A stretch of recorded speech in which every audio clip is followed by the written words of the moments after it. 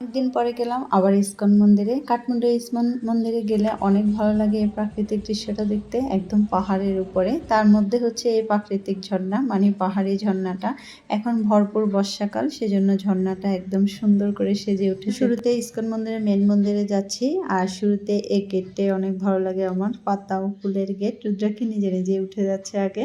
আর ISKCON মন্দিরে গেলে এই যে অপরূপ রাধাকৃষ্ণ, চৈতন্য, জগন্নাথ প্রভু সব কিছু দেখতেও মনটা ভরে যায়। আর আজকে শনিবার ছিল, সেজন্য এত ভিড় ছিল, এত ভক্ত প্রভুরা ছিল। তো সেজন্য কীর্তন শুনতে অনেক ভালো লাগছে। অনেকক্ষণ বসে আমরা মুগ্ধ হয়ে শুনছিলাম। আর এই যে এখানে মাতাজি আর প্রভুজি সবাই নাচ করতেছে। আমরা অনেকক্ষণ দাঁড়িয়ে দাঁড়িয়ে শুনলাম। আসলে আসতে ইচ্ছে করে না এরকম সুন্দর আয়োজন দেখে। তো তারপরে হচ্ছে আমি একটু তিলক ফোঁটা দিয়ে দিলাম। আমি না, আসলে সবাই এখানে দেওয়ার জন্য লাইনে দাঁড়িয়েছে। লাস্টে প্রসাদ নিলাম, প্রসাদ নিয়ে চলে আসলাম।